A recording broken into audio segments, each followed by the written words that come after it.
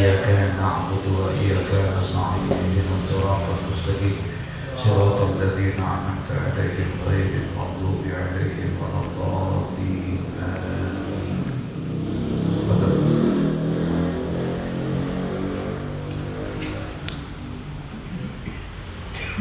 Bismillahirrahmanirrahim. Halaman 97 adab sholat. Bismillahirrahmanirrahim. Fa'iza faragta min taharatil hadasi wa taharatil khabasi bil badani was siyabi wal makani wa min satril awrati min surrati ilar rukbati fastaqbilil qiblati qa'iman muzawijan baina fadamaika bihaitsu la tabassumuhuma wastawi qa'iman wa qura qul a'udzu birabbin nas tahassuna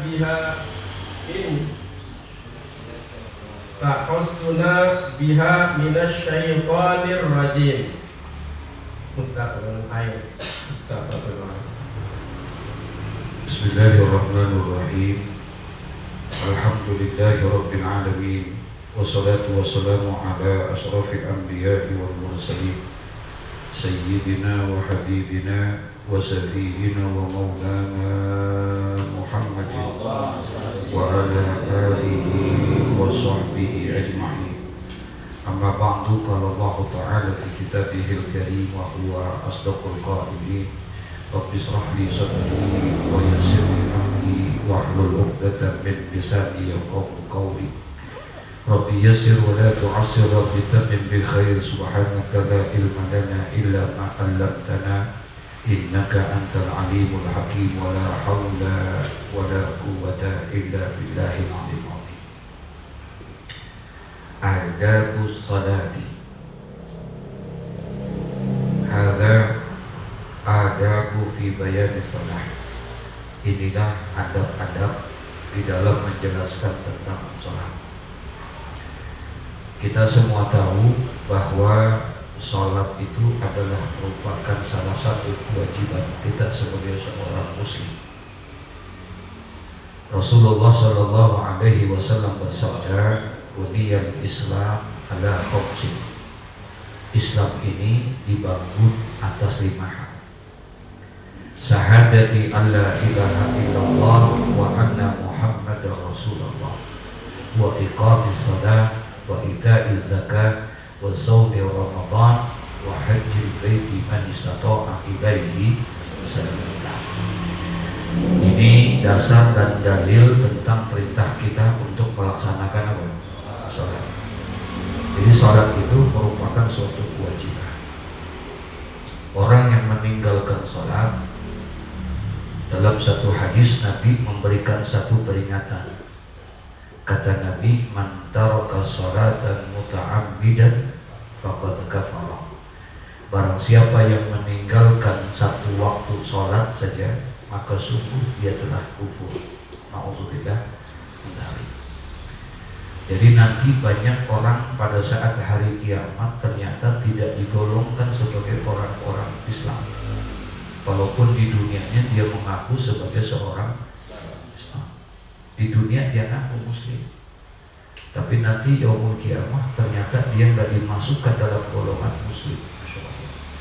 Ketika dibangkitkan dari alam kubur, dikumpulkan di padang mahsyar, dikelompokkan mana yang muslim, mana yang non muslim, ternyata tiba-tiba kita tidak dimasukkan dalam golongan muslim.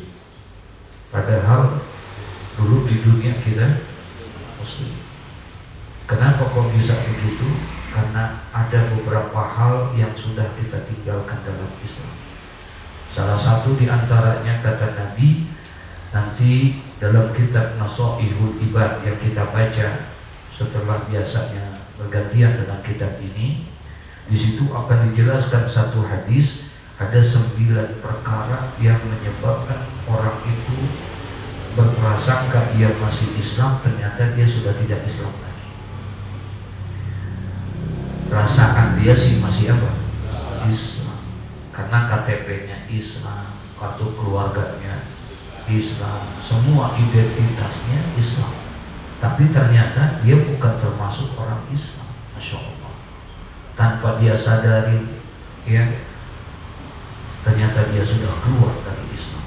Siapa tuh mereka? Salah satu di antaranya kata Nabi, tarikus sholah, orang yang meninggalkan sholat. Jadi orang yang meninggalkan sholat nanti bisa yang seperti itu. Nah, oleh karena itu sholat ini jangan kita tinggalkan. Insya Allah, ya. Allah hanya minta kita dalam satu hari, satu malam itu 5 waktu. Zuhur, asar, maghrib, isya, subuh. Itu saja. Itu yang harus kita kerjakan, itu yang harus kita lakukan. Allah gak minta semua waktu kita untuk itu. Tapi untuk sholat kita hanya dikasih itu aja. Masya Allah. Nah, karena ini merupakan sebuah, sholat ini adalah merupakan satu perintah, maka dilakukan dan dikerjakan sholat ini harus dengan benar, dengan baik. Benar bukan hanya sekedar sah saja, tapi benar juga dengan etika dan adab. Bukan hanya bicara masalah sah saja sembahyang itu, tapi harus ada akhlak di dalam sholat, harus ada adab di dalam sholat supaya lebih sempurna ibadah kita. Jangan sampai kita nanti diomelin sama, bukan sama Allah, tapi diomelin sama sholat. Sholatnya yang marah, sholatnya yang kesel sama kita karena kita mengerjakan sholatnya tidak sesuai dengan apa yang diharapkan. Masya Allah. Kata Nabi, idza ahsana rajulu sholata fa'atama wudu'aha wa ruku'aha wa sujudaha.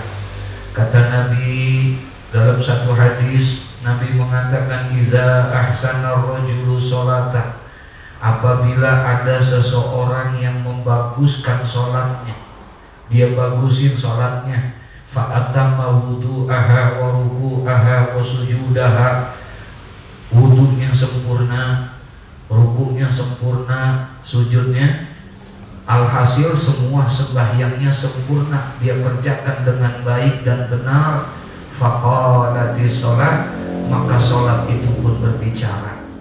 Ketika sholat dilakukan dengan baik dan benar, dengan sempurna, maka sholat itu ngomong. Apa kata sholat? Hafizakallah kama hafiztani. Mudah-mudahan kamu dijaga oleh Allah karena kamu telah menjaga aku. Masya Allah. Yang ngomong siapa? Yang ngomong siapa? Sholat yang ngomong. Dia merasa bangga, dia merasa berterima kasih kepada orang-orang yang telah menjalankan sholat dengan baik dan benar. Maka dia pun berkata, hafizakallah kama hafiztani. Mudah-mudahan engkau dijaga oleh Allah, mudah-mudahan engkau dipelihara oleh Allah karena engkau telah menjaga dan memelihara aku, katanya.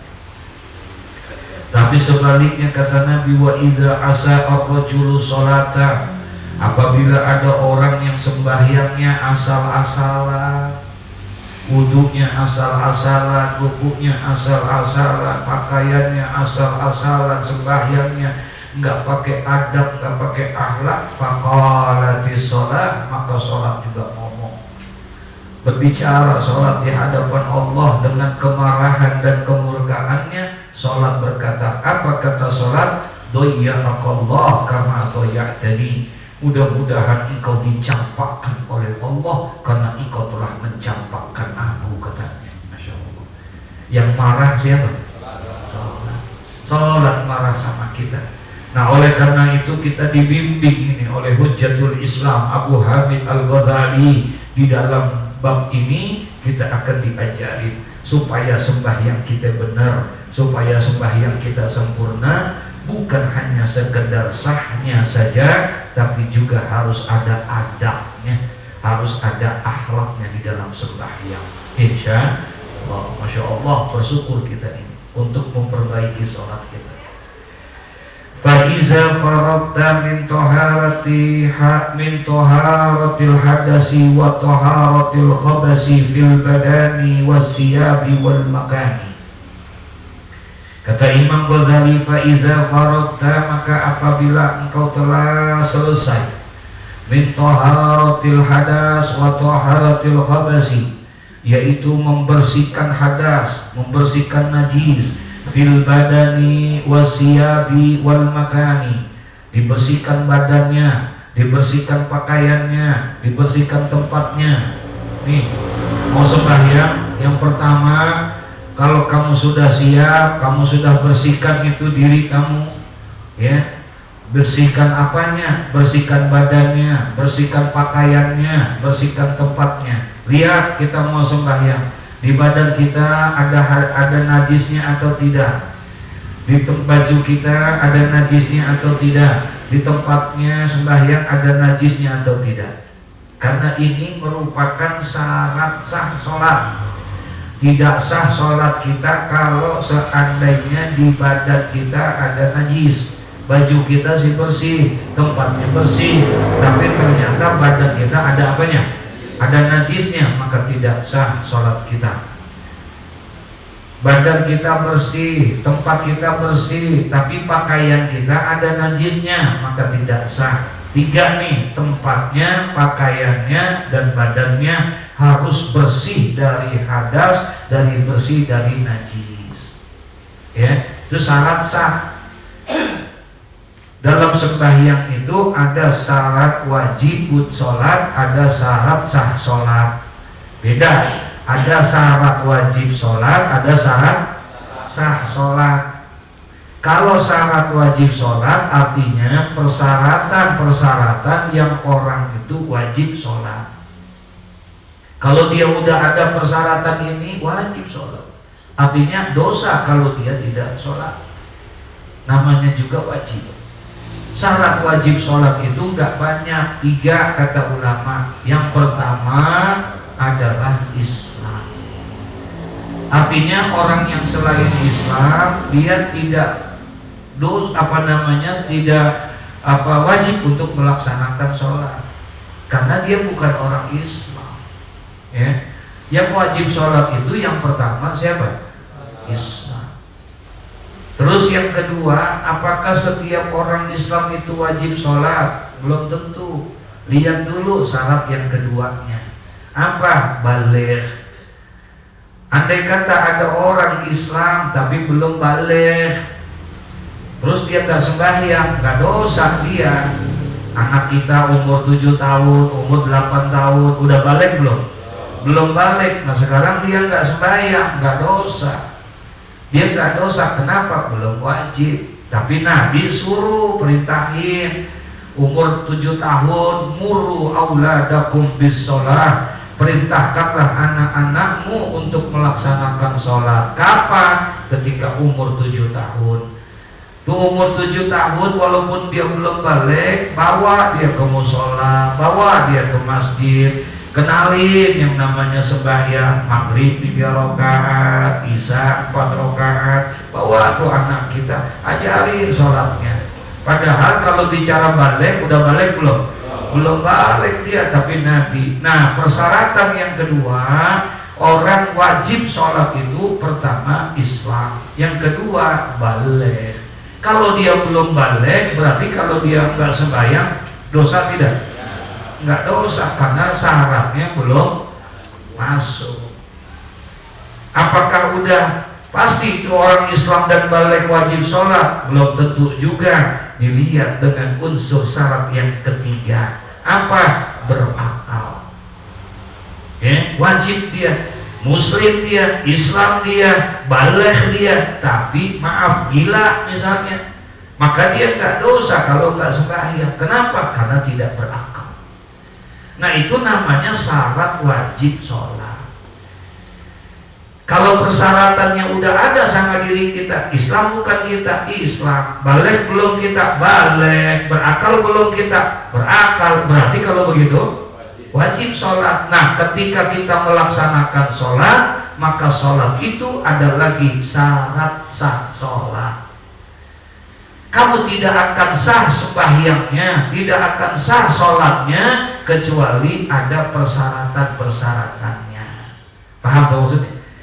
Apa tuh persyaratannya? Yang pertama, bersih dari hadas, bersih dari najis. Apanya yang bersih? 3. Badannya, pakaiannya, apanya? Tempatnya. Ada hadas, ada najis. Ini sering kita bicarain, sering kita ngomong hadas, najis. Apa sih perbedaan antara hadas dengan najis? Nah, ini yang mesti kita tahu. Ya, apa perbedaannya antara hadas dengan najis? Maaf nih, ada orang kencing. Ini kencing, ada orang kencing itu najis apa hadas? Najis apa hadas? Najis. Halo? Hadas apa najis? Dua-duanya. Kecil najis juga. Ya. Orang yang kencing, kencingnya, ya, perbuatan kencingnya namanya hadas. Perbuatan kencingnya itu namanya hadas. Tapi air kencingnya namanya najis. Sama apa? Beda? Beda apa sama? Beda jadinya antara hadas dengan najis. Kalau yang hadas nggak tampak secara zahir, ainul zatnya itu nggak kelihatan. Paham ya? Tapi kalau najis itu zatnya ada. Nah, itu di situ beda. Nah, orang yang sembahyang harus bersih, hadasnya bersih. Ya. Hadas dibagi 2. Ada hadas besar, ada hadas kecil. Tapi kalau najis dibagi menjadi berapa? 3. Ada najis mukhaffafah, ada najis mutawassithah, ada najis mughalladah. Ada najis yang ringan, ada najis yang pertengahan, ada najis